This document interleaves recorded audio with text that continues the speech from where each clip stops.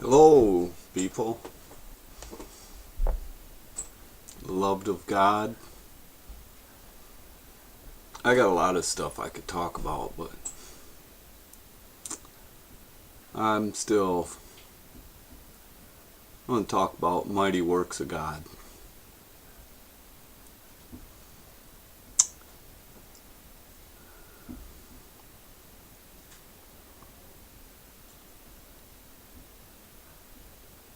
And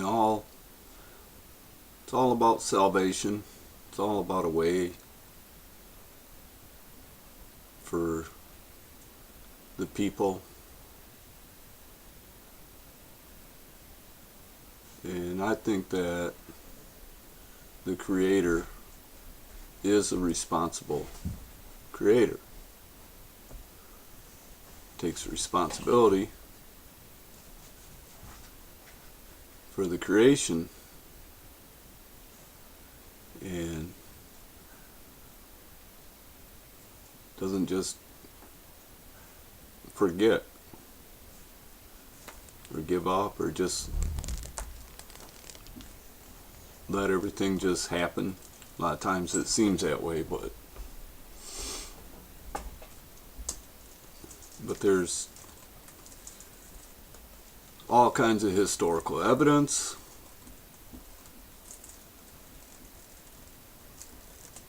of mighty works that God has done here on earth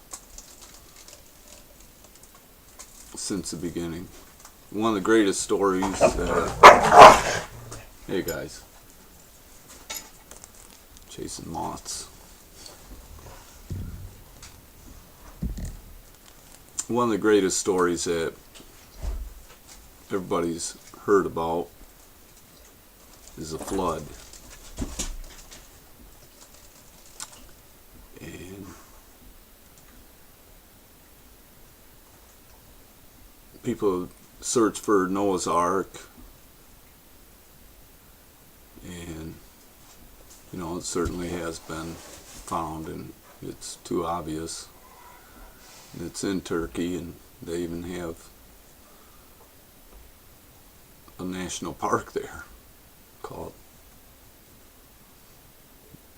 Noah's Ark's Park or something,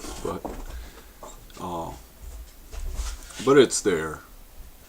But even if that wasn't there, if you just look at the earth, you see the land. It's compressed together and all wrinkled up, all these mountains and everything. And if you really begin to stretch it out,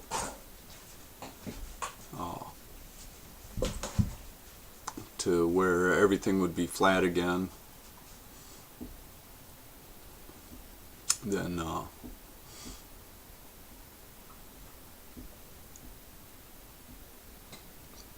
I think it'd be pretty obvious that the earth was destroyed for what it had been. And you see these mountains jutting up, and it's a beautiful planet, and it's a destroyed planet. And I wouldn't really want the planet any different than the way that it is. And why would we want there not to be any mountains or anything? And what I'm saying is that the story talks about the destruction, but God's doing a good work when he's doing stuff, and it works out for the better. Now, I don't really understand why that God wanted to destroy the earth the way it was, other than it says there were giants in the earth and stuff, and the sons of God had taken daughters of men, had children, and corrupted the generations of mankind, and that Noah and his family were the only ones whose generations weren't corrupted. And so whatever was happening to the people, the people seemed to have wanted to mingle too with these others. And we don't have a record of stories in the Bible that what was going on before the flood. It already comes in chapter 6, I believe, of Genesis. And there is, like, the book of Enoch and that. I haven't read it. I've heard quite a few stories out of it. I wouldn't mind reading it. But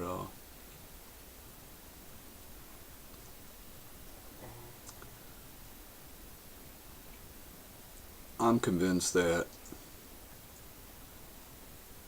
even in destroying the earth, God did it with love. And so much was created out of that flood: the oceans, the mountains. I don't know what really happened to the plant life, if how much things changed, but it's beautiful. It's a beautiful planet. And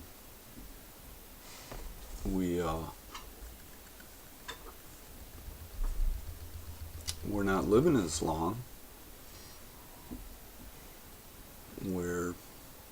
I think my focus keeps going out on the picture because I sit quite a ways from my screen.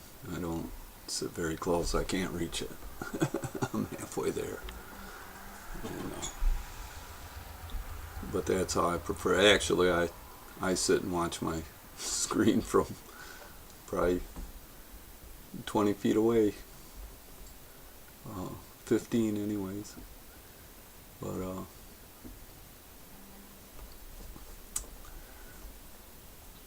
talking about the flood and the destruction of the earth, and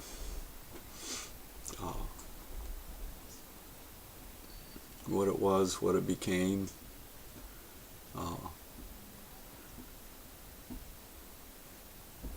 I don't worry about it too much, but I see the wonder of it all and the awesomeness, and the beauty of the results. I mean, there's other ways that it could be looked at. I understand Noah, after the flood,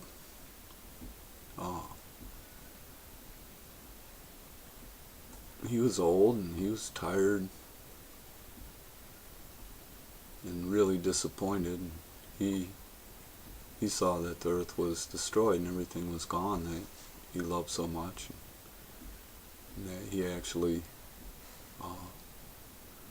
became a wino.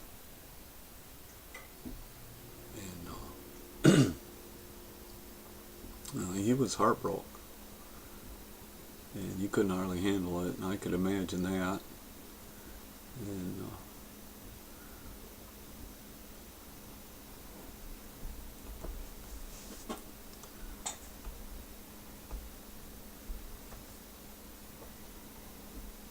And he felt the punishment of what had done. God was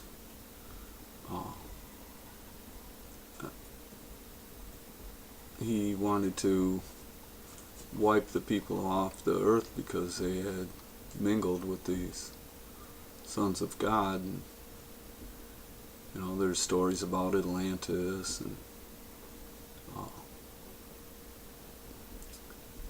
there's not really a accurate record. And to say it was like what some of the stories about Atlantis, they're always like, oh, this was so ideal and everything, and they really had it going on. And apparently on the earth, I mean, the people had multiplied, and there really was a civilization that was going on. There was enough technology and stuff. When there's a man, Ron Wyatt, who found Noah's Ark in Turkey, really investigated it well, got a much clearer idea of what it was built like, some of the technologies that were used to build it. They had iron, they had titanium, they had rivets and welding. It's really interesting. There was a real civilization that was going on, but it was all gone. And a new thing had started. And from Noah we go right to Abraham pretty quickly. And there's this Tower of Babel. That's really a curious thing. That the language of the people was confused, and that they split off in different directions to settle around the planet. And it makes a lot of sense when you look at the different races of people in different areas of the earth. And there again, it's to me it's a wonder. It's a wonderful thing. With the races, we have this diversity. It's beautiful. It's more exciting, and it's not a matter of competition or who's better. I mean, these are things that mankind is involved in, but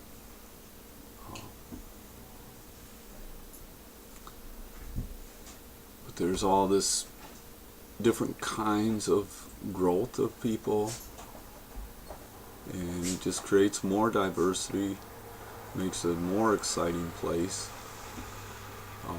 That we don't get along, and then we have wars. That does not, to me, seem like that comes from the people. Maybe from the ruling class people, or the people who have got power and control, wealth, and they get to have their way. But there even seems to be something more sinister behind it all. And we're all caught up in that dynamic, and God has really continued to make a way. After the Tower of Babel and people in different directions, and Abraham. And I don't know what was really so particular about him, why he was considered so much a friend of God, other than that he was a righteous man, and he was doing things in a way that pleased God, but the law had not been given at that time. And so it was a way that he was choosing and seeing and understanding to be that way, righteous. And I think that he really treated people fairly and justly. And by the stories that are there, it sure seems that he did. There's an example where he had some of his people who had gotten kidnapped, and he went and rescued them, and somebody else's people were kidnapped also, and so as he was rescuing his people, he rescued those too, and they wanted to reward him, and he was like, no, I just did the right thing. And so he seemed to be that kind of a person, and that's what God chooses, desires for us to be righteous. But Abraham was there. The Ten Commandments weren't there.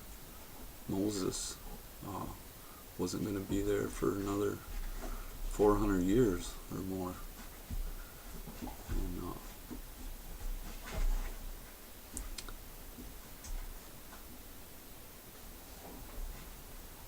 And Abraham had some kind of a desire. He wanted something from God. He wanted to know what God was doing. And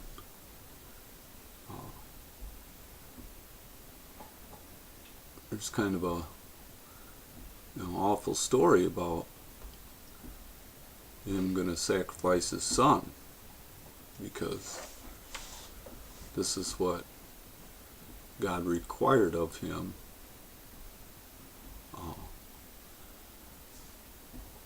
And that when he went to do it, God stopped him, said, no, don't touch the boy. And I've got theories, ideas. It was mentioned about Abraham having gold, and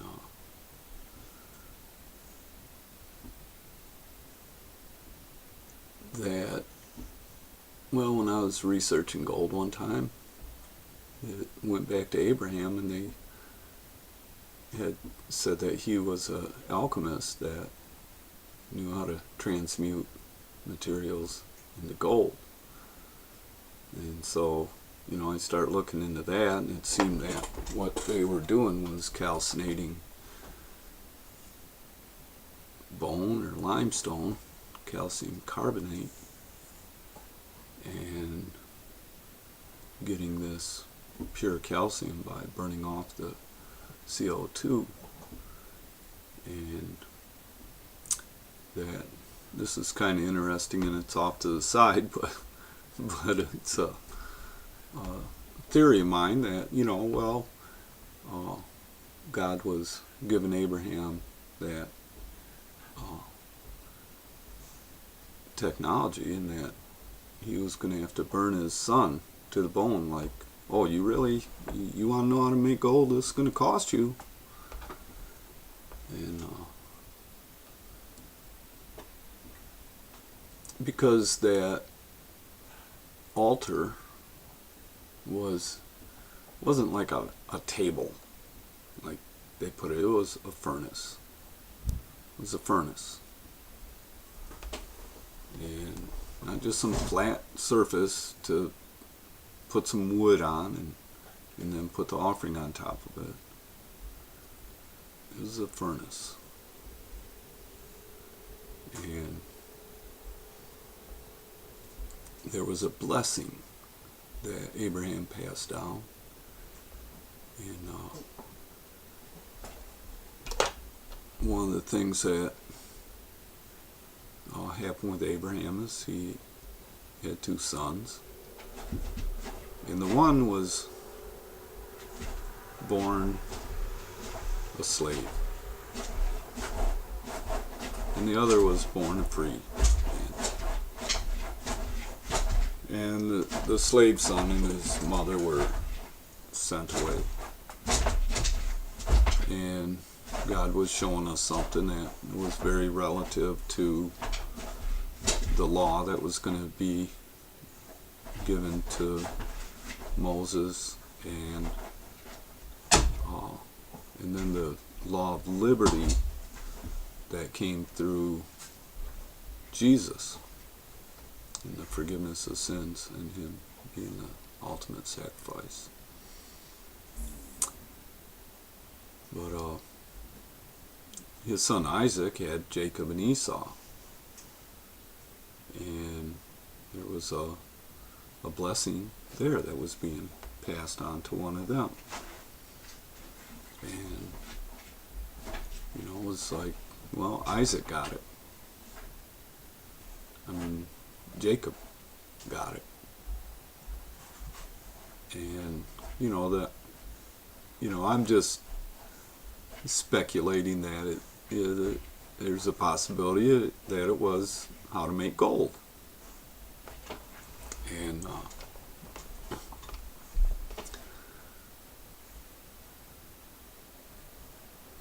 so Jacob had 12 sons,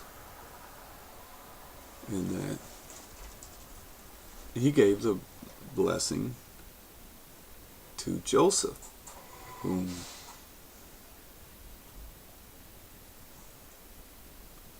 his brothers got jealous of him and sold him into slavery. And he ended up in Egypt and ended up being the Pharaoh's right-hand man. And there was a dream that Pharaoh had, and Joseph interpreted it. It was about 7 good years and 7 bad years.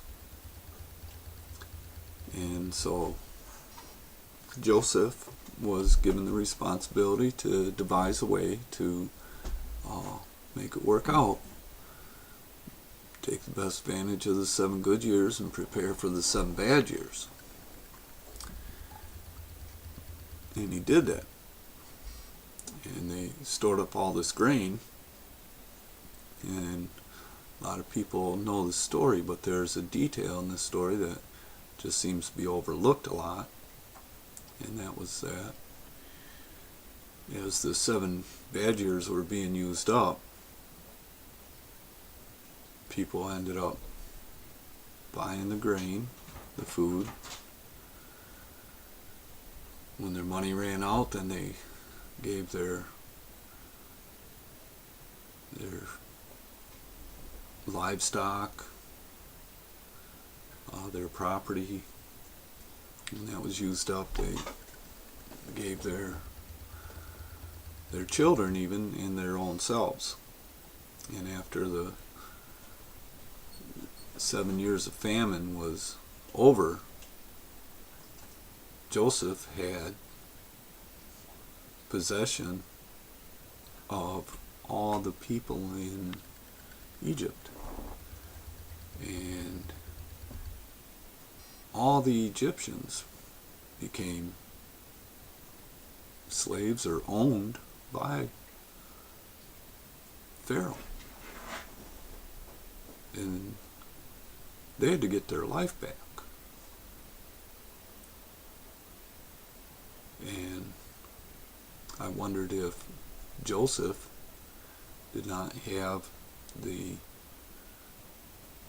knowledge of the alchemy and to make the gold, where he devised a way in return for the people by having them build these pyramids and earning their lives back. That the Egyptian people really were the ones who were building the pyramids. But not only that, that with the alchemy, as I studied it, it led me to how they make concrete and that. And I found out that if they calcinate this stone, and it's very difficult to get it done perfectly where you can make the gold out of it. Most of the efforts won't work. And it was like a gamble.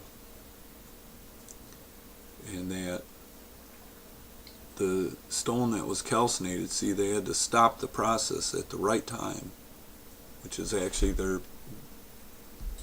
baking this stone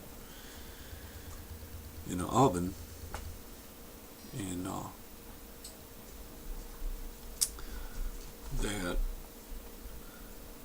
and this is a theory. I've never heard anybody else say this theory, but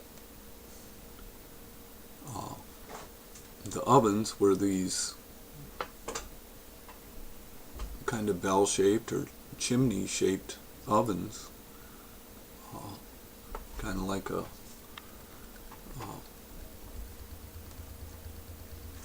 shaped like a globe on a kerosene lamp. And they would have the fire at the bottom at a little door where they would feed in the fuel, and they would get like a rocket flame going on. Very, very hot. You can really control that heat and really burn your stuff hot. And that they could burn straw for fuel.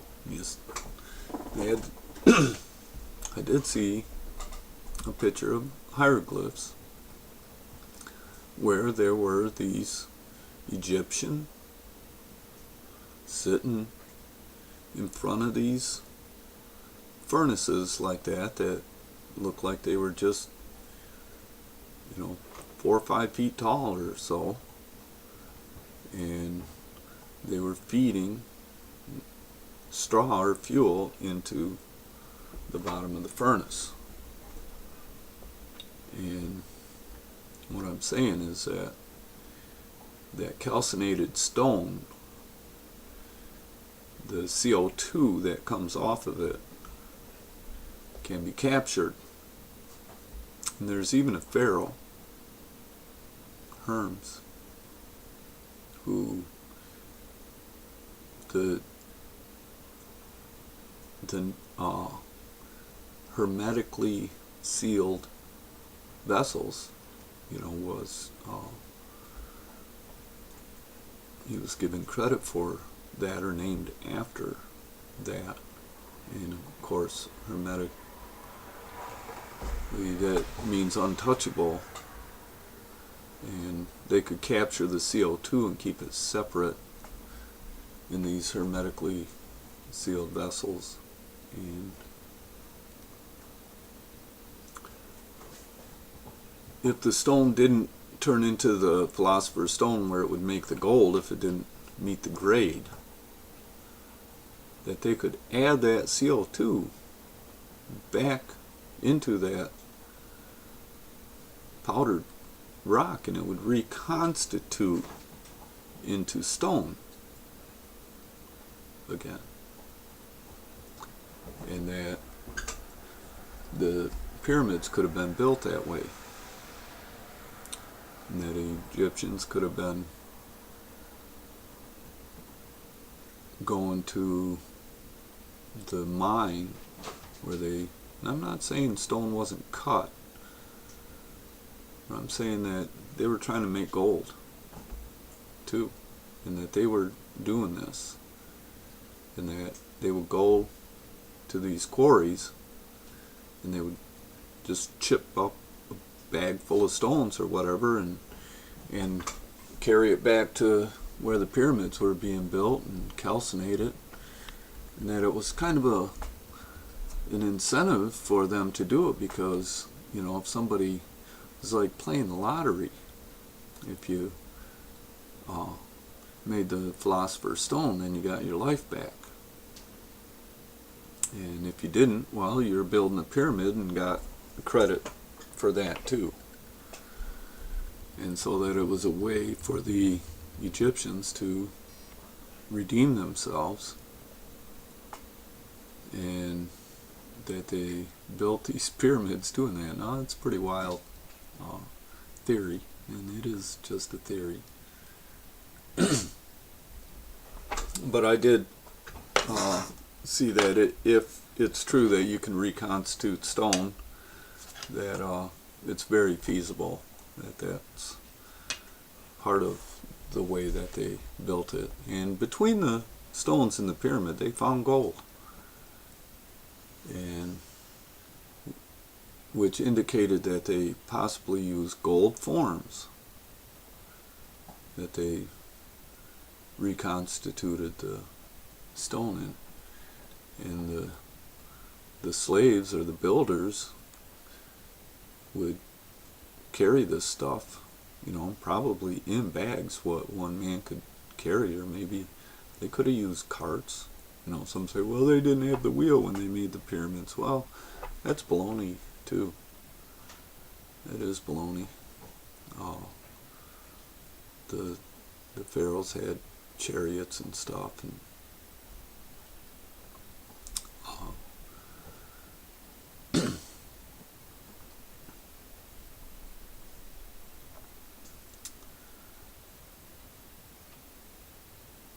so eventually, it sounded like the Egyptians got their lives back,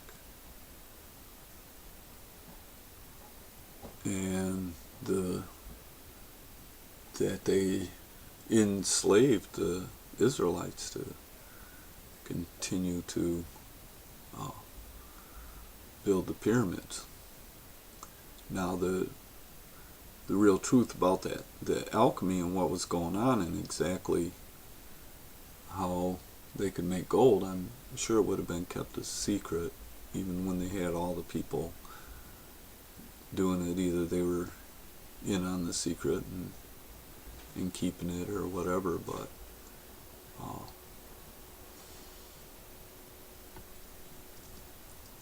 eventually the children of Jacob, or Israel,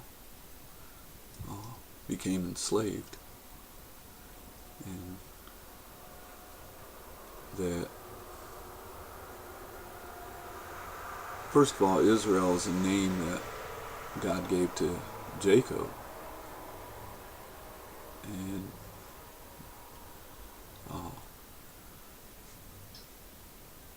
so they were the tribes of Israel. They could have just as well been tribes of Jacob, but it was indicated that they were God's beloved. That's what Israel means. And it's actually even related to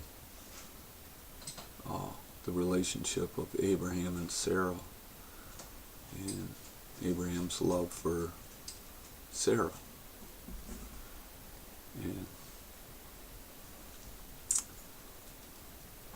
But the people became enslaved, and definitely the Egyptians were the slaves to begin with. Pharaoh owned them. Jacob gave them all or Joseph gave them all over to the Pharaoh. And that's what's overlooked.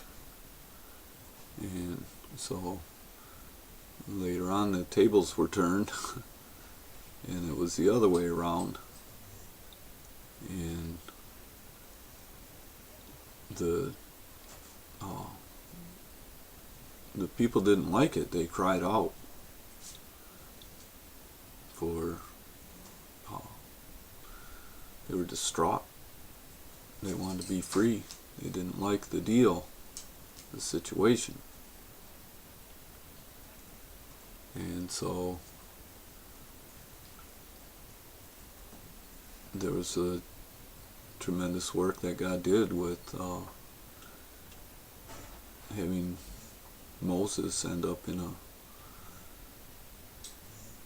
basket in the Nile, and the Pharaoh's daughter finding him, and he being actually raised up in the royalty, and then just to be expelled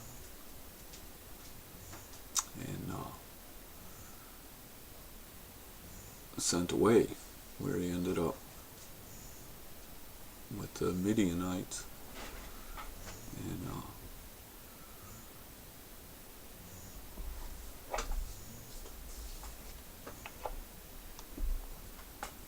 And then to the mountain of God, where he saw a burning bush and was instructed to go back and deliver his people. And now later on, when the people were delivered and they came across the Red Sea, they went to the same place where Moses had been, but I don't think Moses had crossed the Red Sea right there.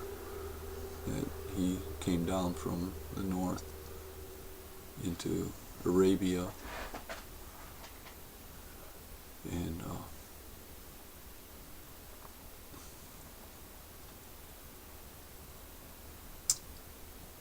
but before they left Egypt, there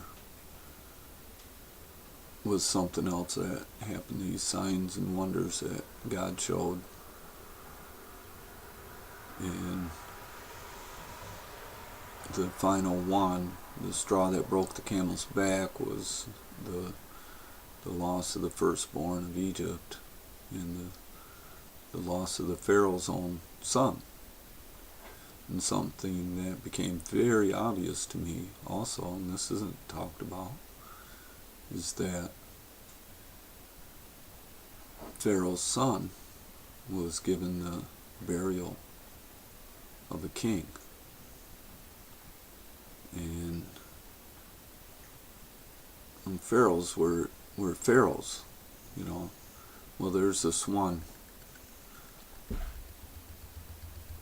famous Egyptian mummy that they call King Tut, who they say was the boy king.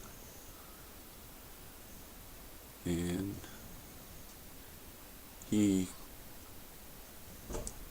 there's a lot of mystery surrounding him. But if you think of him being that firstborn son of a pharaoh, given the burial of a king, and Egypt didn't have kings ruling over their pharaohs. Why wouldn't he call Pharaoh Tut?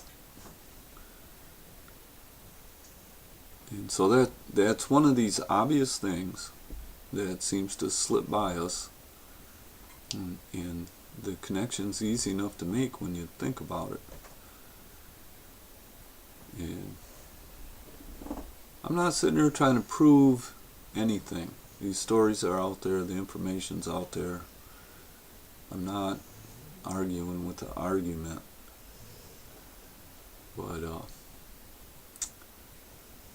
certainly this King Tut could have been the Pharaoh's son. And there was a chariot that was buried with King Tut. And according to the story, the Pharaoh had lost all of his chariots in the Red Sea. His whole army lost them all. And the reason that that chariot wasn't lost was because the son was dead already, or he'd have been lost too. And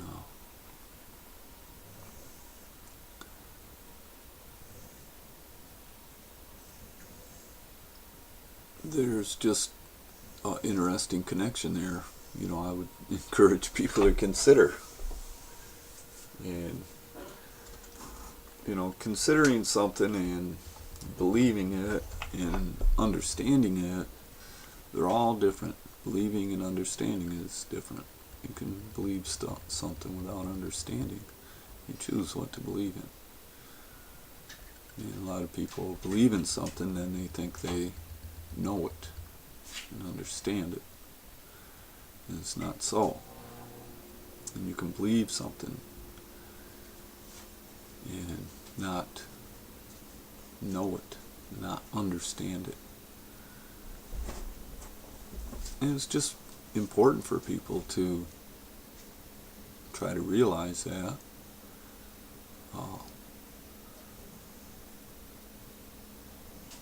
Then people won't be so quick to run with something and become oftentimes even a pastor. They end up having other problems or even being a turnoff. I'm talking about all kinds of things in our lives. Understanding and belief are two different things. And it doesn't hurt to comprehend that.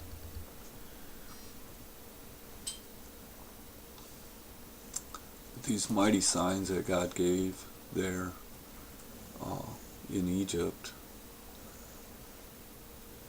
were not as mighty as what he did for the children that escaped Egypt, because they really did cross the Red Sea. There's good evidence.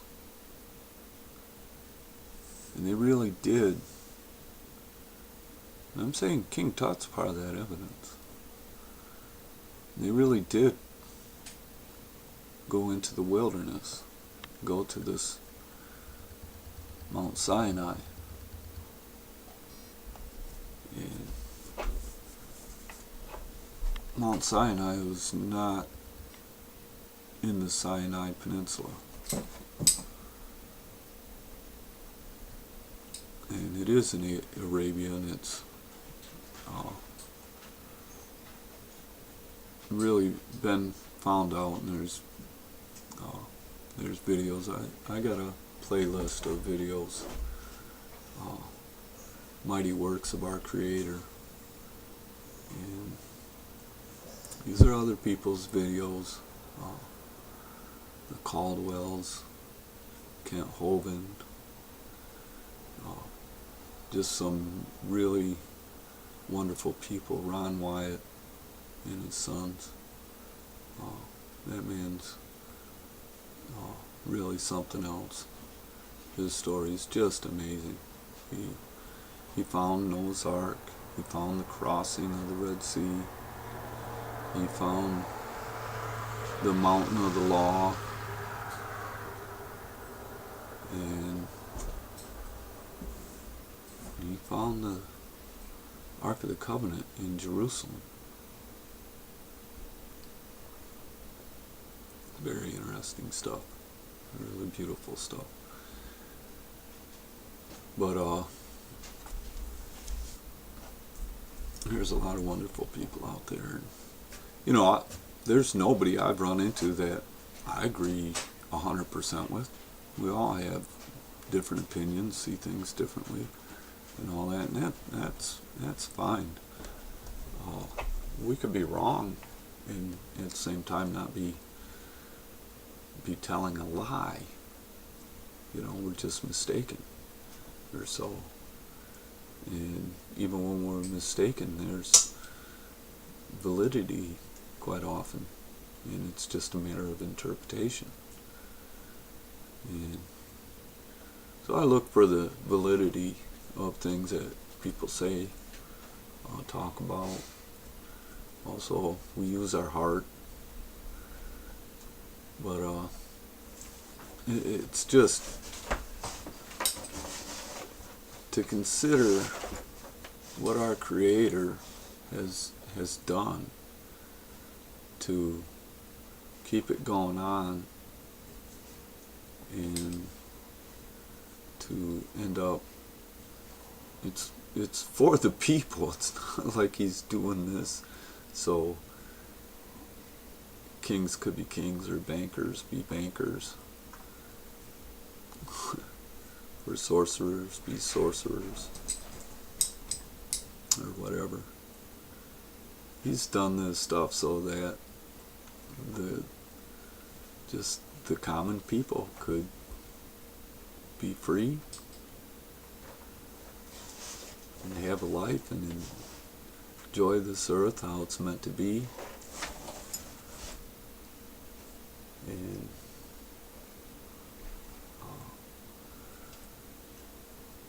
this story of the mountain, the law,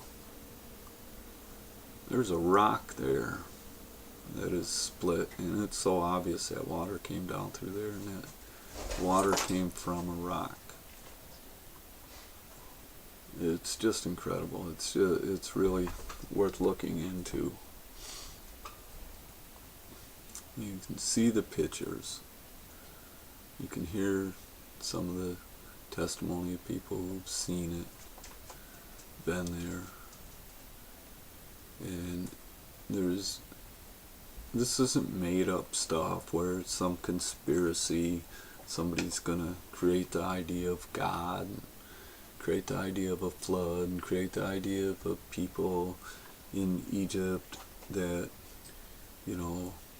had escaped. There's people saying, oh, those Israelites they weren't Israelites, they weren't escaping.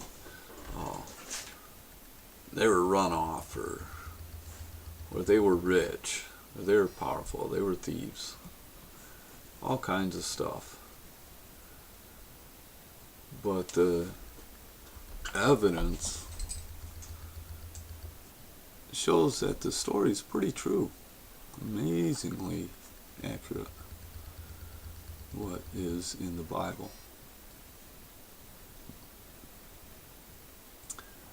And I don't think the Bible, like the King James even, is always interpreted that accurately. I know myself, I still have to find meaning to the whole thing's kind of a parable to me. And I wonder what it really means, what God's telling us. Just like Jacob and Esau.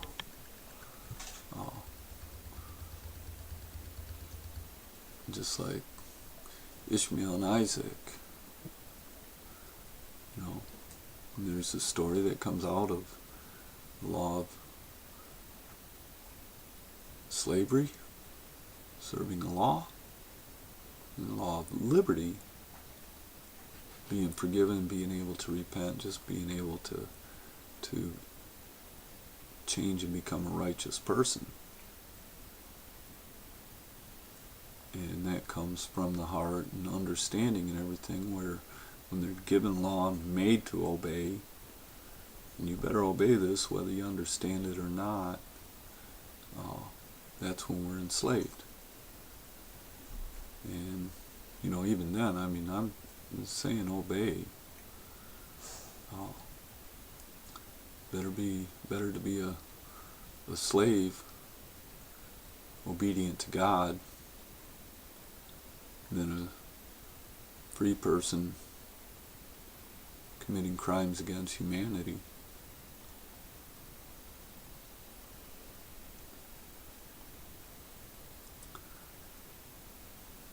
But there's a history and a story of just mighty awesome things they're hard to believe. They are really hard to believe. And you listen to somebody like Kent Hovind, who is a creationist, science teacher, and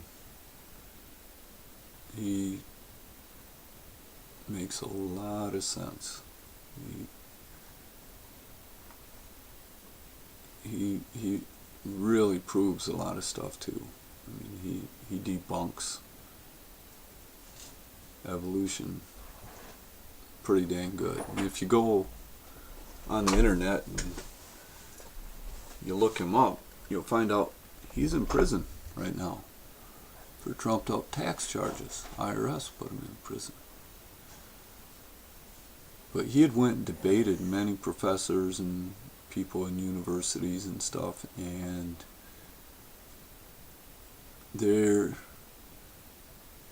for every true word that that man is saying, it seems like there's 10 people out there saying terrible things about him.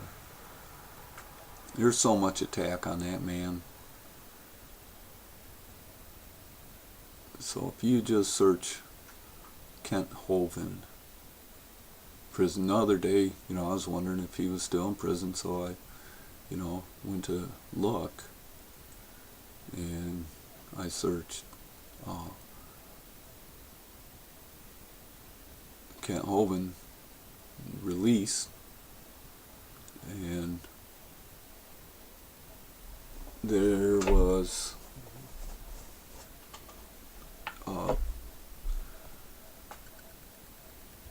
like 100 videos even that came up, and all kinds of websites and things being said about him, and they were all against him. That whole it was ridiculous. I'm just trying to find out if he's being released, and there was just this slew of hatred against the man. And I can see why some people wouldn't like him. He's cocky. He's humorous, and kind of, some of his humor, he makes fun of people and can be offensive. People could be offended by him. He offended some people. But he also tried to expose the New World Order. Many things. He wasn't afraid to say things, and you wonder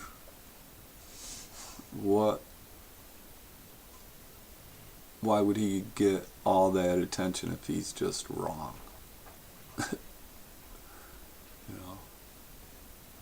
It's almost too obvious. There's a spiritual war going on.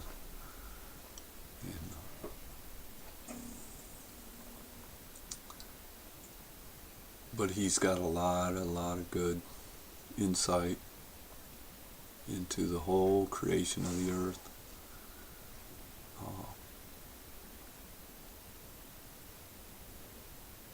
And with me, I didn't need to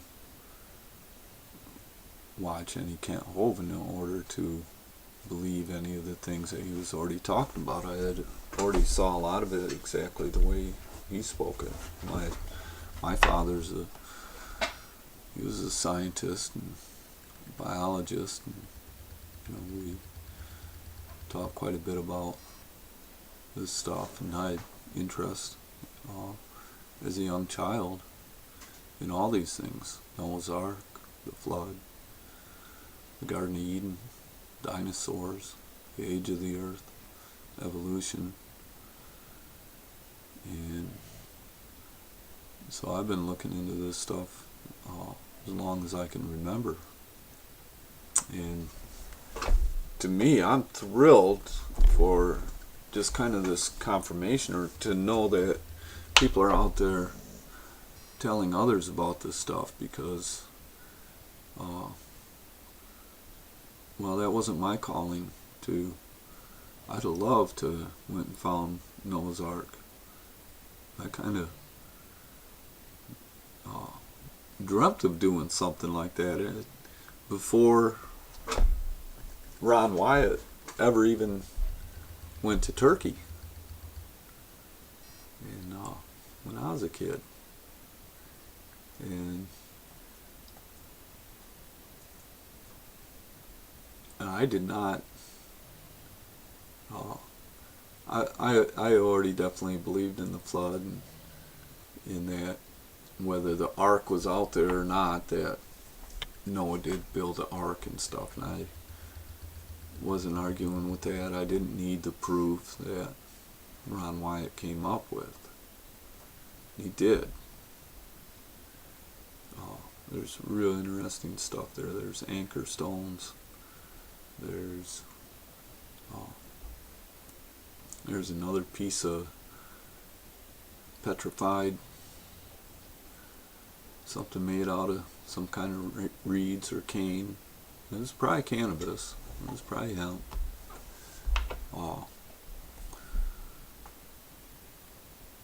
They're tapping on this thing. It's the size of like a coffin, or a big fat coffin, and it sounds hollow and metallic and rings like a bell. Very interesting. And it's a artificial stone. Artificial, I mean, it was something that somebody had put together. And there's interesting stuff. I mean, it even appears that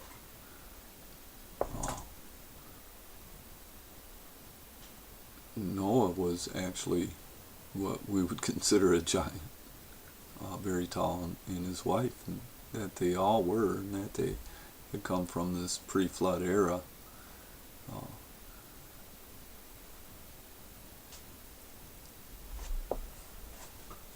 It's just amazing, this creation, this whole history of mankind.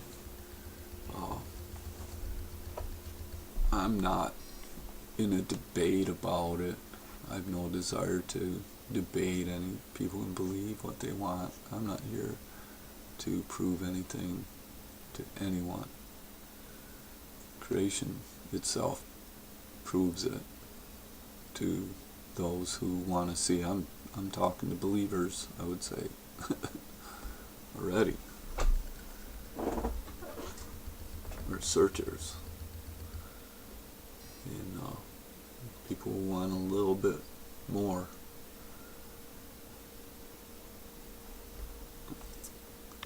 There's actually a lot of other stuff that I'm very interested in, but these mighty works of God, I think it's I just keep being thankful and praising God for what He's done.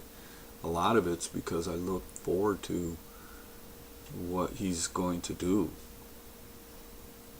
what He is doing even now and in the near future, and seeing how things are transpiring in the whole realm of mankind in the world, in the artificial world that's been built, the man-made world. And more things that were written down in the Holy Scriptures are becoming more apparent, making more sense. And that's what I'm trying to do too, is make more sense out of things for people. I needed that throughout my life.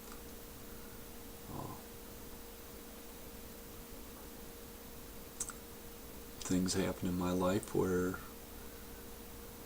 I had to make sense. I needed to know why.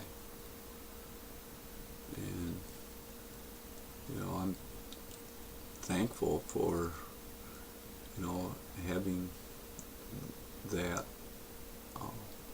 that desire like that.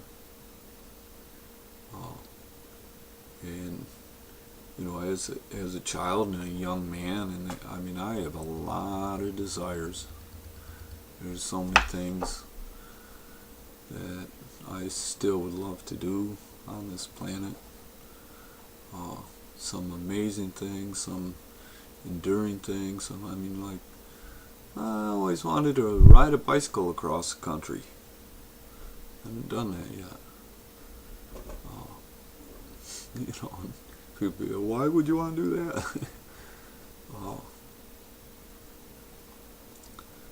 And I'm just throwing that out there. There's a lot of things. I got a piece of land here. I would really like to build it to be a beautiful place to have healthy, independent living. I would like to produce some natural foods and that.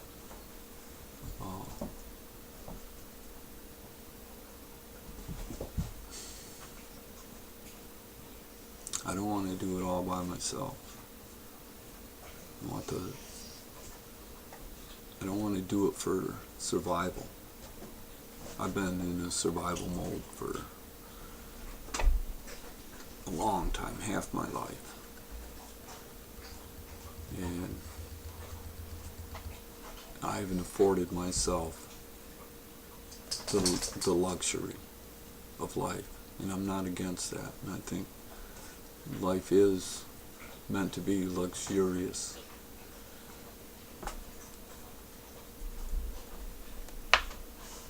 And I believe that it will be. And I believe that these mighty works of God are testifying to that, and that we can actually count on this salvation that we're promised.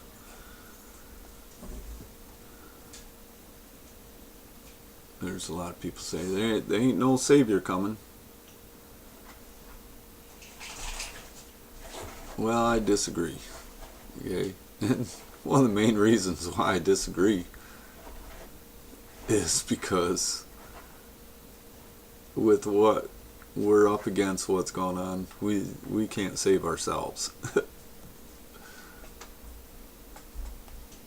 And the only way we could kind of save ourselves from the tyranny, from the control freaks, from the murderers and thieves, is to rob and murder them.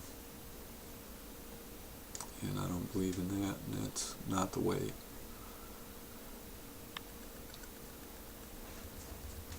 And we're,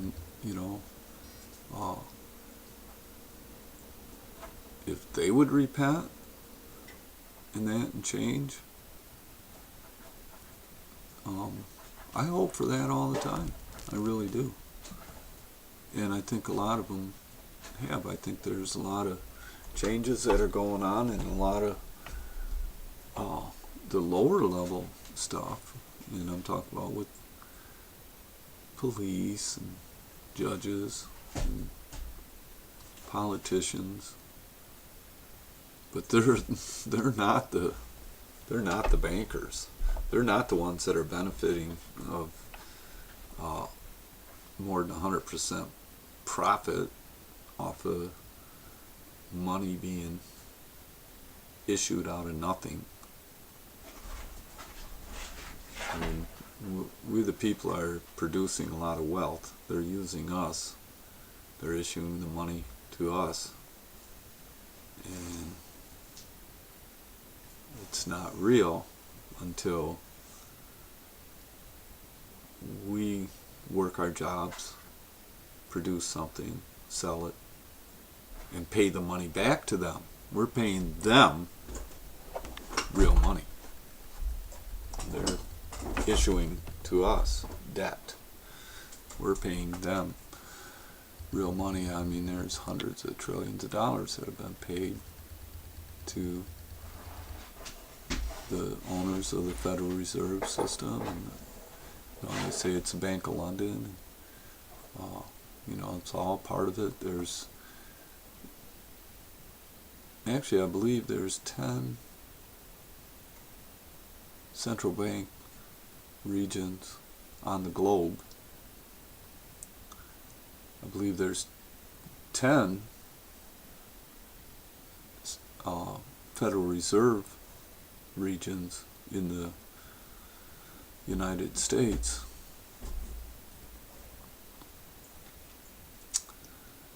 And it's all very telling. The Revelations talks about 10 heads or 10 horns or 10 kings, but there ends up being 8 of them, or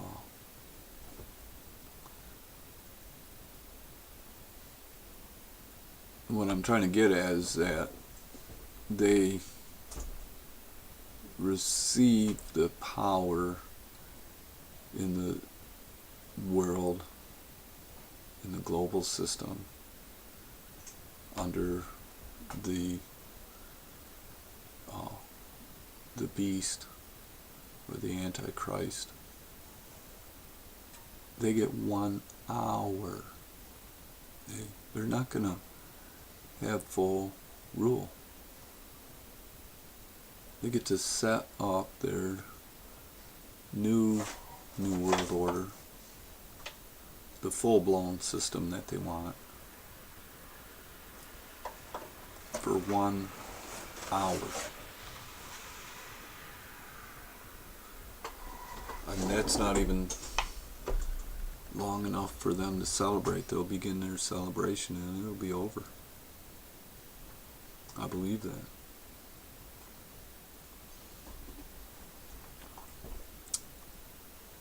And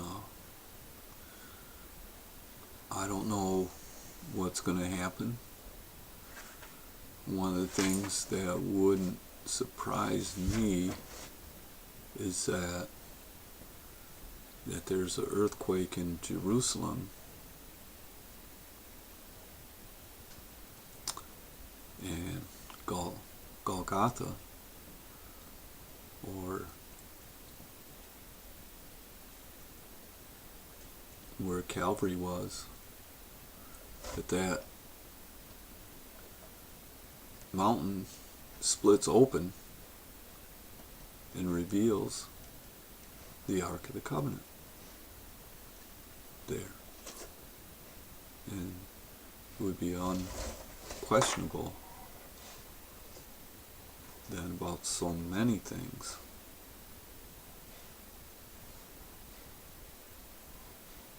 I kind of expect that to even happen. But I don't know. But I know it's going to take an act of God. And people have said that. And I'm not saying that everything should take an act of God. I'm saying it needs it. Maybe it should be the other way, that we all repent and get it together and get smart about the planet, but we have the power of the ruling classes who work for the enemy, and then we have the people, who's the vast majority of the population on the planet. And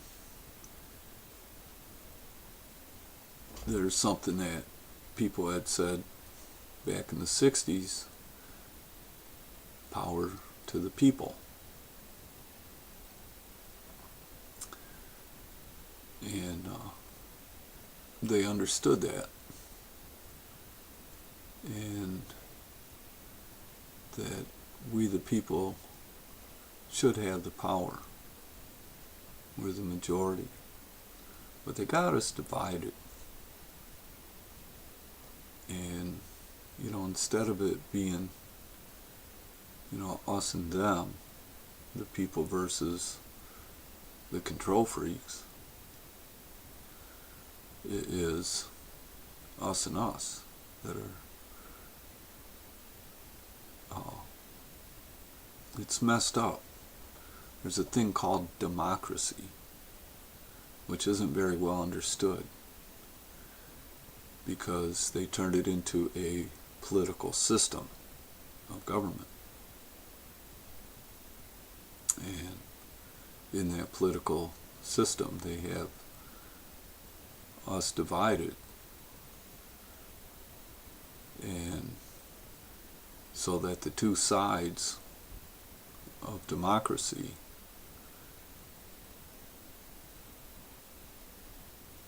are two sides of the people at odds against each other. They're divided. And then, whichever side's biggest, they get to have their way. And that kind of democracy, I'm against that too. They say, well, democracy means mob rule. It's like, yeah, you're absolutely right. It means mob rule. And the people are the mob. And the ruling class are the ones that the mob needs to rule over. The control freaks, the bankers. That's where the divide should be, not amongst ourselves, not this left and right. The left and right are the people. And the word democracy, demo means the people, but it specifically means, it even means the country folk, or the people of the land, or the people that are out there, not the ones that are within the gates of the castle.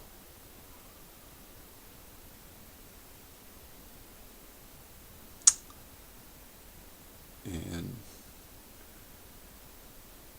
democracy means power of the people.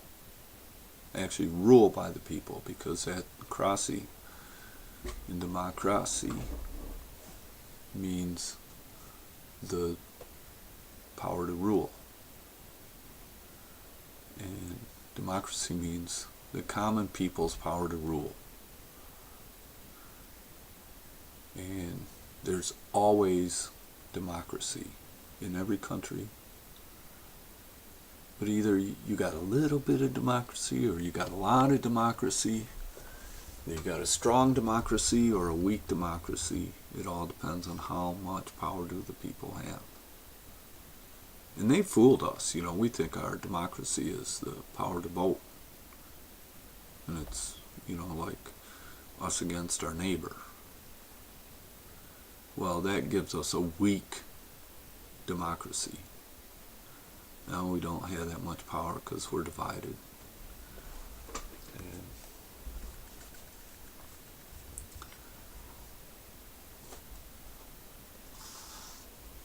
maybe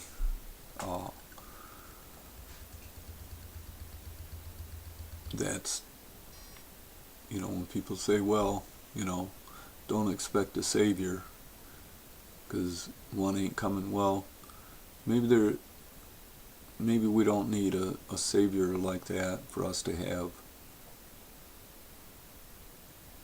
our unity with one another, the left and the right.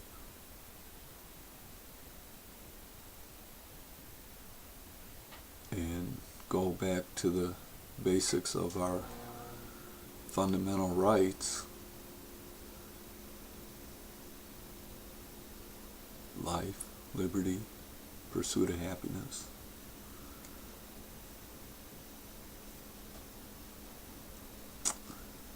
And even the Declaration of Independence indicates that there's more rights than that, because it says, are endowed by their Creator with certain rights, and among these are, so you can have more rights. Depends on how we look at it, but it's all very basic. And if somebody wants to live in their ruled community, like Star Trek or something, hey, they should have the right to, but they can't impose that and say, well, this is how everybody's got to be. And it's no, we need to, respect each other's rights, the left and the right. And there is a natural left and right. And they're just taking advantage of that to keep us divided. And that is actually what demagoguery is basically it's politicians using the prejudices of the people to divide them. We got a demagoguery, not a democracy. And that's what we need to overcome. And we need to regain our power of the people to rule their lives. And so democracy is all about how much power do you have to rule your own life, each of us individually. And then that's for the common people. And God's doing a mighty work. And I know He will, because of the things that He's done. And it's a little bit hard for me to start singing and dancing and praising God. But I do honor what God has done already. And I do believe that there's great, mighty works that God is going to do yet to finish this job. And that doesn't mean that I think He's going to go kill all the so-called bad guys or whatever.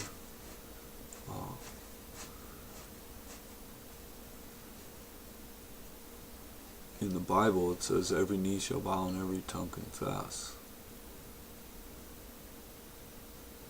that Jesus Christ is Lord. And that's when He shows up on the scene. So that means that everybody who's alive when He comes is saved. I believe everybody's sins are already forgiven. It's God don't want us begging for forgiveness.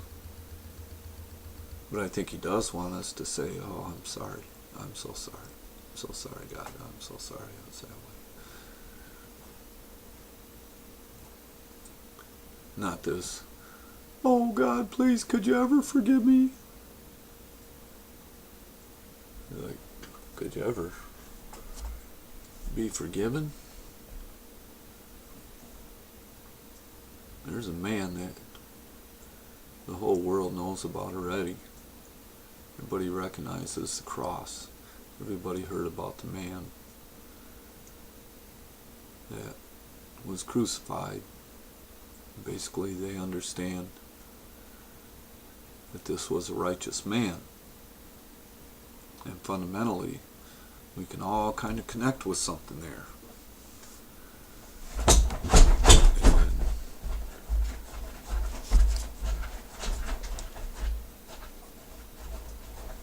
I don't know how to say it, that He did this for all of us. And how could He do that for all of us? Well,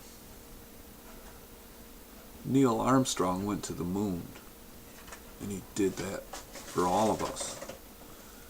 It was one small step for man and one giant step for mankind. And when that man hung on that cross, he said, "Forgive them, Father, for they know not what they do." He did that for all mankind. And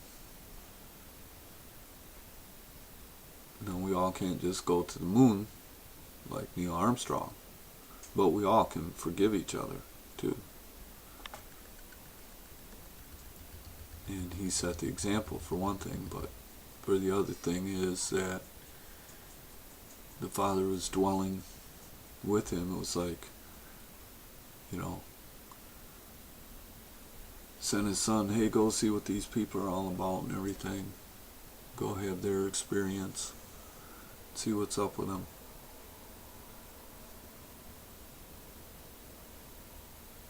And having a perfect understanding of things and seeing how things transpired, and even though his rights were completely, totally, utterly violated, he did not condemn it. He understood the particulars of the whole situation.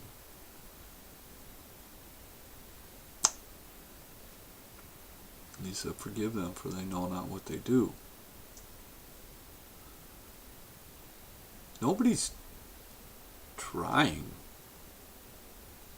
to be wrong on purpose. Everybody's trying to do the right thing, what they believe. There's a lot of division in the country.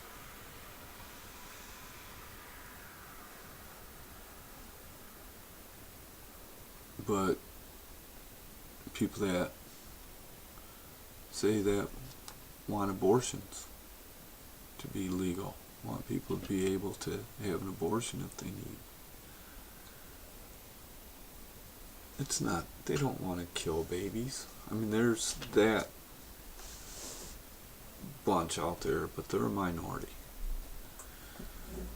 But for the most of the people, call them the left or liberals,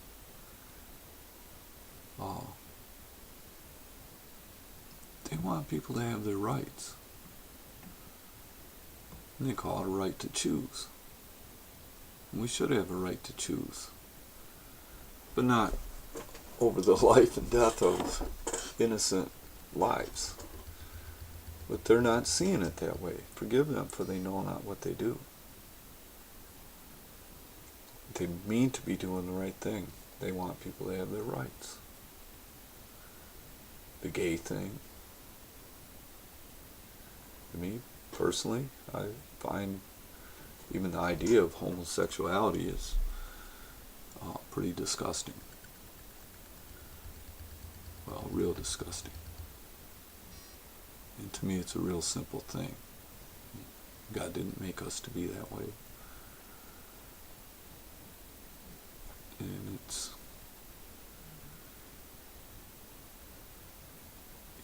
people want the gay marriage. Well, I always say, well, all marriages should be gay. Should be happy gay occasions. So that's what gay means. And it's like that word has been hijacked. It's been a manipulation. They're trying to divide the people, even in the way the language is being used. And it's like, well, they need rights. Why? What's the benefits of being married? All for insurance purposes and stuff like that. And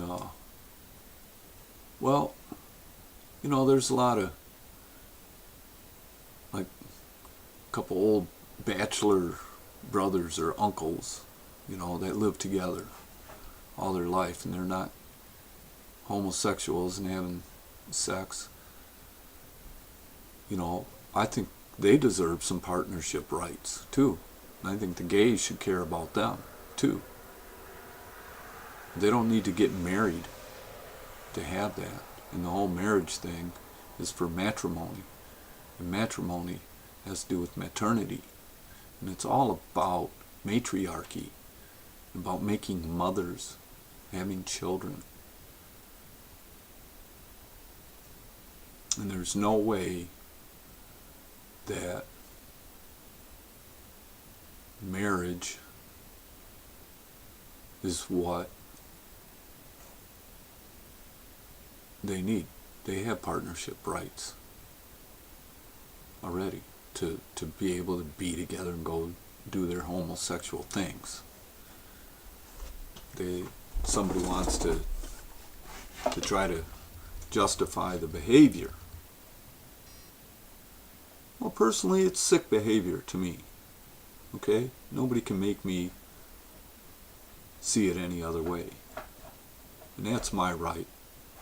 I got a right to be that way, just, to me, more than somebody's got a right to be homosexual. I have my right to be against that disgusting behavior. But I don't know all the things about all these hormones and everything that's going on. I understand that, there's a lot of crap put into foods and everything else that is, making people that way. Maybe that is happening. I think you're born male or female. But you develop into heterosexual or homosexual. It's a development. Because when you're born, doctor looks at you, oh, that's a boy, oh, that's a girl. It's that simple.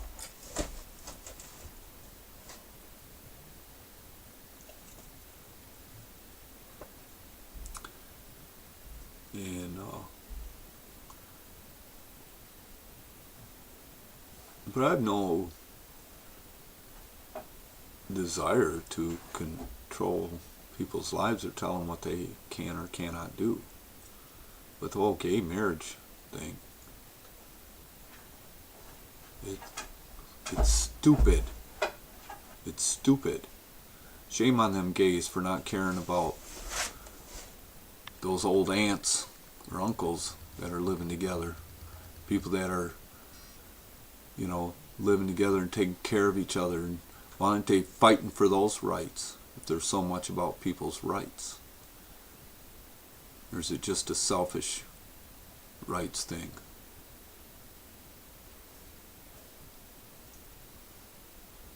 As far as I'm concerned, all those homosexuals that want to get married, they can have marriage. Okay, it's a government institution anyways. That I don't think that the government has a right to license whether people are married or not. I think that's between the man and the woman and God. And that our marriages shouldn't be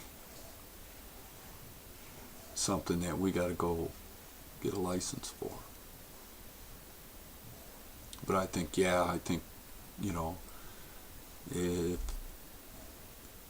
if you're homosexual and you want to get married, maybe you should have to go and get a license to get married. But let me tell you, it's not about matrimony, because it's not about matriarchy.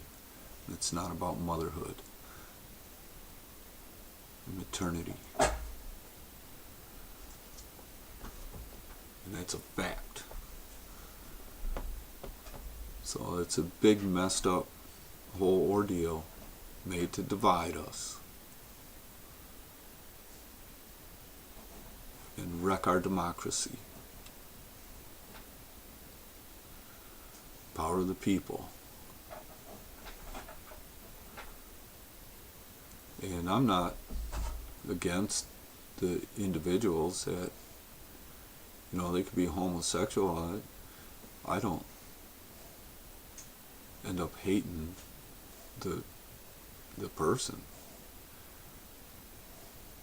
I'll hate the idea of the activity. I'm like, come on, please don't even talk about it. I'm offended. You bring that up around me, I'd rather not know. I'd rather not think about it. I'd rather not believe that it's even going on. That's my right. I think most people actually really do feel that way. But everybody wants to be fair.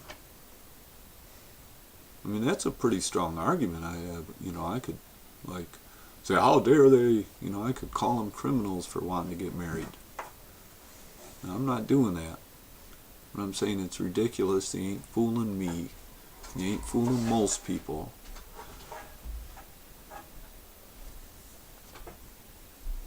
And if homosexuals are so concerned about people's rights, why don't they fight for partnership rights for these other people that are living together, taking care of each other? Oh, you just got to have sex? You don't get no rights unless you're having sex together? Is that what it's all about? Obviously it is. Busted! Wake up, grow up, have your homosexual behavior, but don't throw it in our face. Don't think that your marriage is fooling anybody, because it ain't.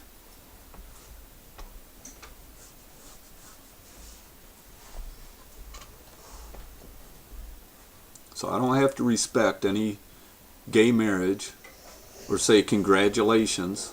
I'll say disgusting, ridiculous. Ha! You're kidding me. That's how I feel about it.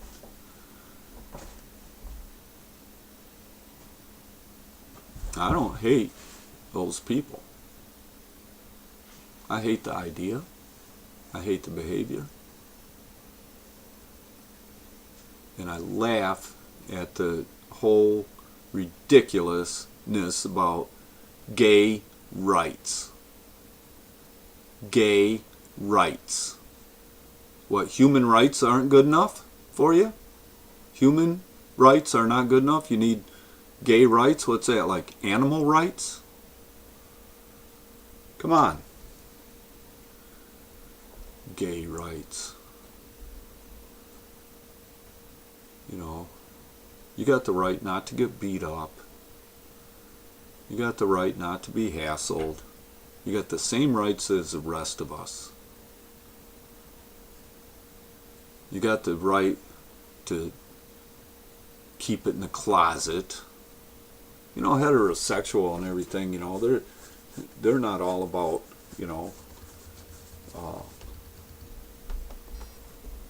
the sexuality.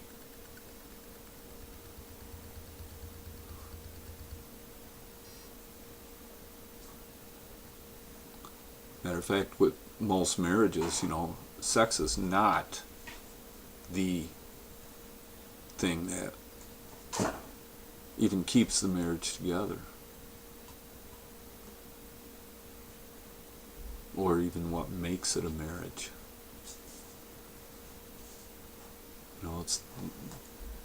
It's the lives that they share together. But marriage, and the importance of it, was so that parents would be there for their children.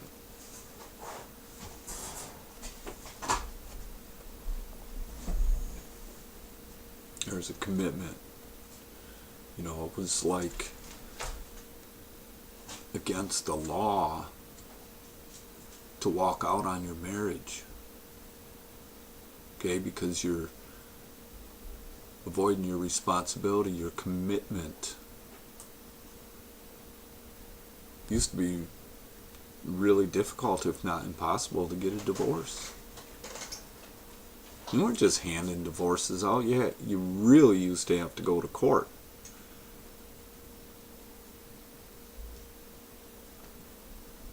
Well, enough of all that. Mighty works of God. He's going to fix it all. He's going to bring us together. He's going to reveal it. He's going to heal people. It says there will be no homosexuals in the kingdom of God. In his kingdom. There'll be no murderers. There'll be no thieves. Doesn't mean that they're not murderers and thieves and homosexuals now. But they ain't going to be that way in the kingdom. And I think it'll be pretty clear when it's all revealed. When we get back to the nature, we're messed up. Chemically, emotionally, so many different ways. Mentally. Things we're taught, the examples we've seen, what we're told. There's a war against nature. And nature is what God created and how we created. Synthetics, you know, that is a war against nature. Petrochemical industry. Whoever came up with the idea that medicine had to be something made out of those chemicals like that. Pills. Hey!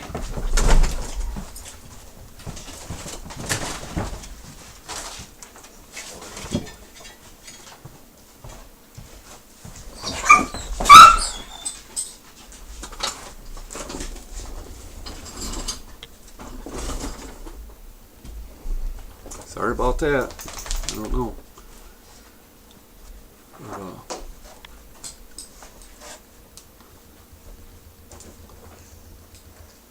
So the whole homosexuals wanting to get married coincides with this whole war against nature, and it's another war against nature.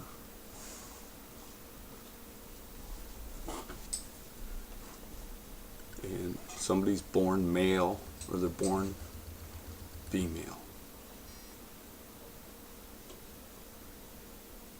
And the male goes into the female. That's nature. And if you try to do it any other way,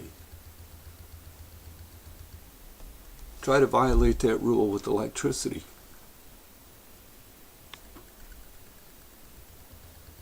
Or other things. Okay? It isn't natural. Maybe that's the way it is. You know, look at it as a illness.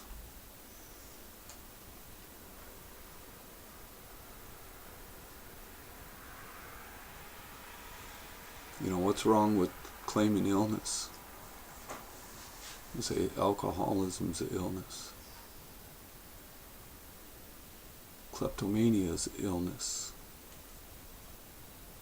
There's a lot of illnesses that we have. Oh, we can't be ill. You know, you want to justify the unnatural.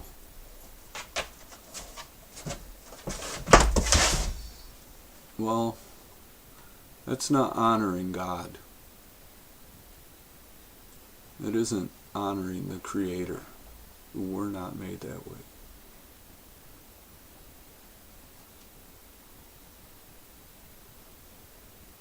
And I don't know why I end up going into that whole topic there, but it is important. I think that's an important perspective. And it's a right. Now it's talking about rights. Talk about right to life, to liberty, pursuit of happiness. Okay? If being homosexual is your pursuit of happiness, you got the right in this day and age. Actually, it used to be against the law. They used to throw people in prison for that. You know, and say, oh, but we've come a long way. You know, well, you know, it used to be right to stone people and all kinds of stuff too. It's like, well, we just don't do that. Okay? Doesn't mean that people are saying it's okay. It's like, well, we'll look away. Matter of fact, don't tell us about it. You used to be in the closet. What's all this? Bring it out in the closet. Well, I want to be me.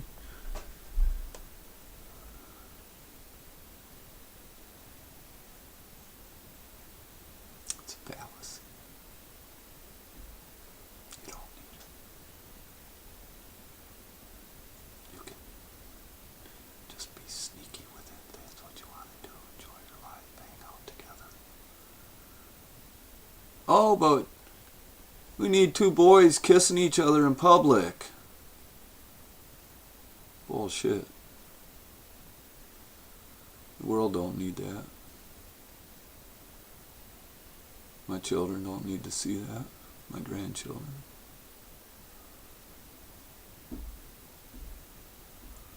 Matter of fact, it's not even that appropriate for men and women to even be kissing in public.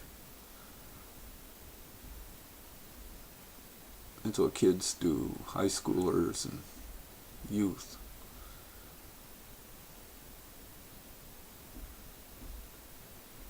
You like to, you'll see them standing, kissing by the lockers in school or something like that.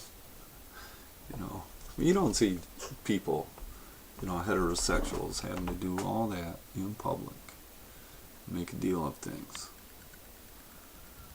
There's a division going on, and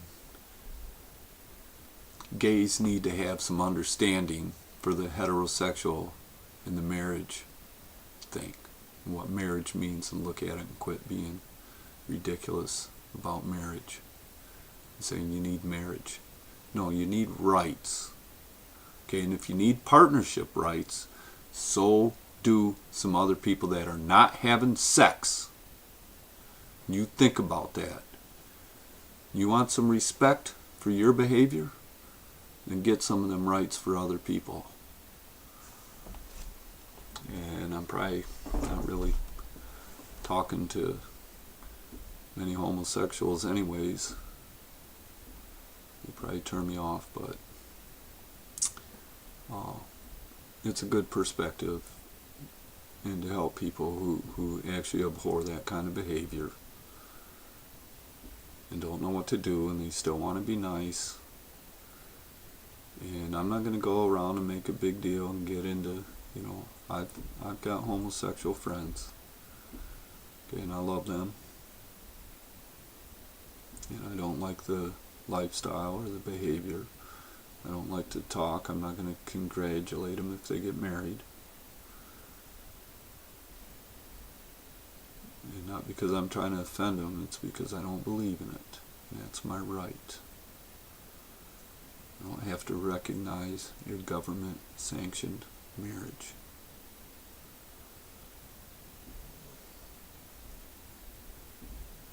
It doesn't mean anything to me.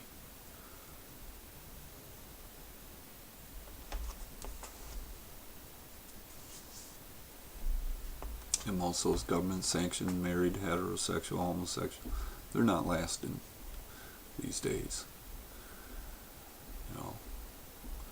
I'm really thankful when I see good, healthy marriages. I really respect the people, and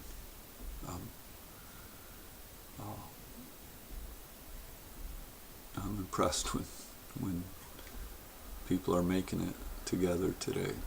It's a beautiful thing. And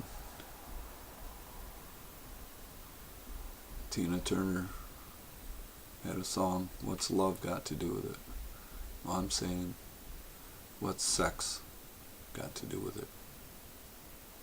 That's what it's all about. You're busted. Because you don't care about the other people who live together and need rights too. Those same kind of rights that you're saying, well, this is why you need to get married. Well, those people who take care of each other need those rights too. Probably more, even. Because there's a lot of people that do live together, friends, family,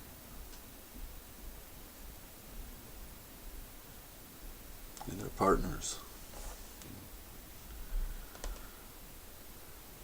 Okay, well, I guess because of the mighty works of God and all that God's done for us, I kind of get disturbed about some of the stuff that's going on today in this world. And I forgive him. But I'm not justifying ridiculous nonsense. I'm not justifying things that are against nature. The way things were created to be, I respect and honor this creation.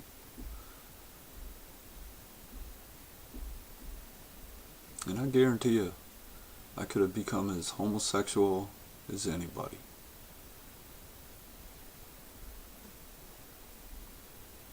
There were enough efforts made, enough propositions. It was really disgusting is how much I ran into that in the Marine Corps. There's some kind of intentional, they're trying to pervert people.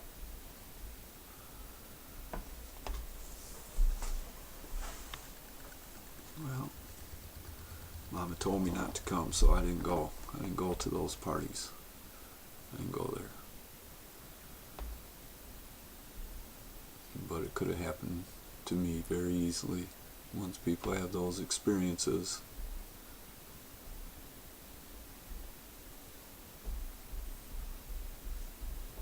And personally,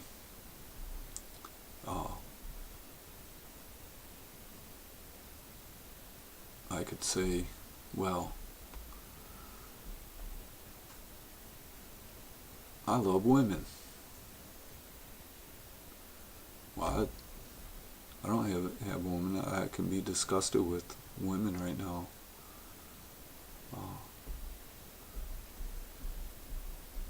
As far as that goes, you know, he's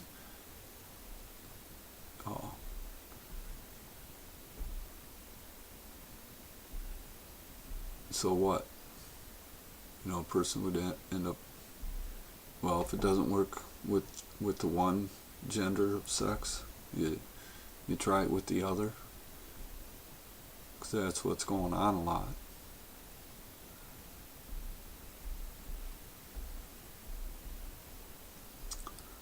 But we're going to be okay. And those people are also going to make it into the kingdom. They're just not going to be homosexuals. They're not going to be murderers. They're not going to be liars. They're not going to be thieves. And all the sins and stuff that we do now, today, there's things about me. I won't be that one.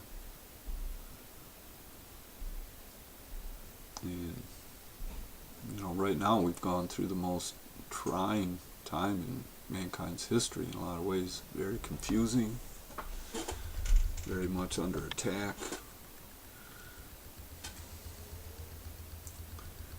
Nature is.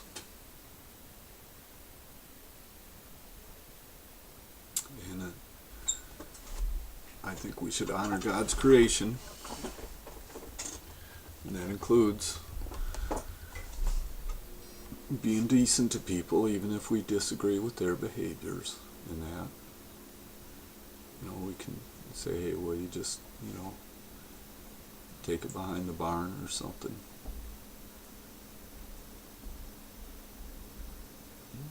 But we don't have a right to go breaking heads, beating people up,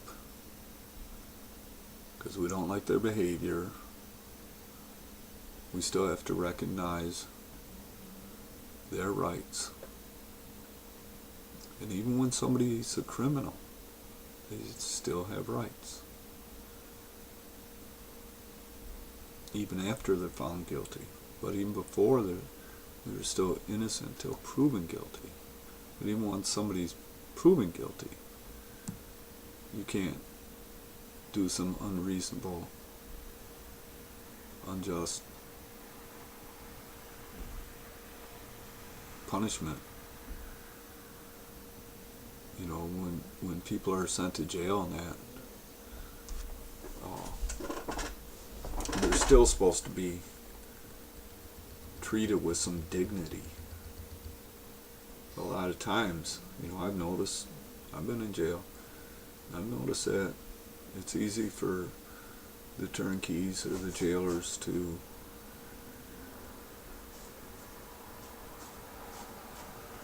kind of believe themselves that they're there to punish you.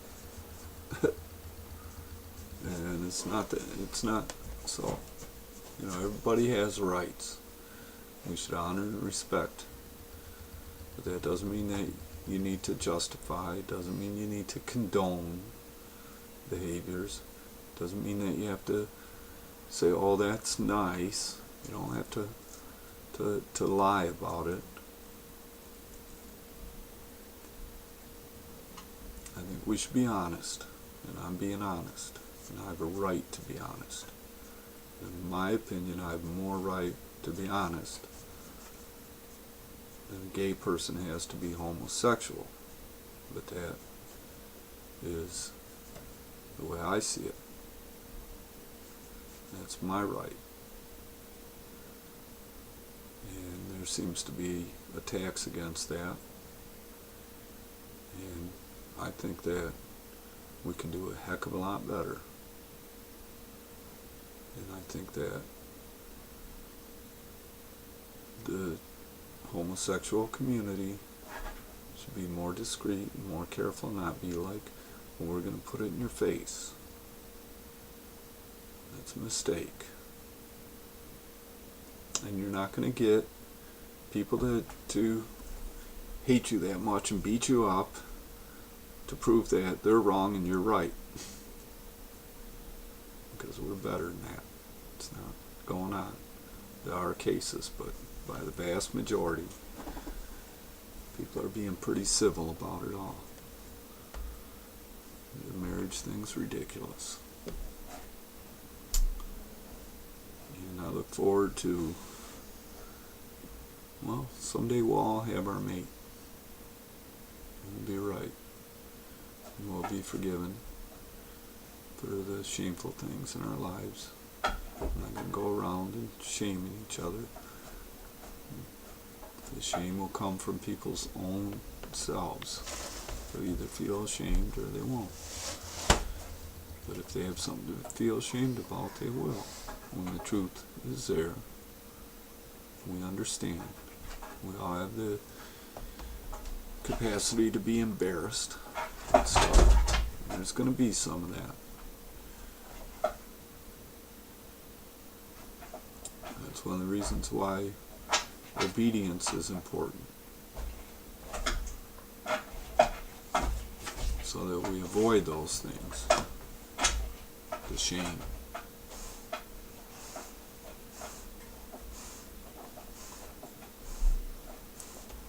But I love you. I love you sicko homosexuals too.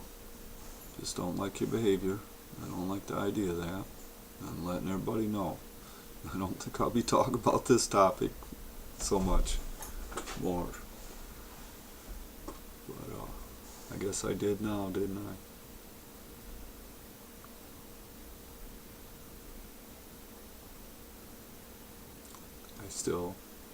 I thank God for His creation, for all the things, the wondrous works that He's done. I just want our lives to be natural and real and truthful. So, let's see what we do. We'll just push it on. If we don't get it right today, we'll try again later. But I do love y'all.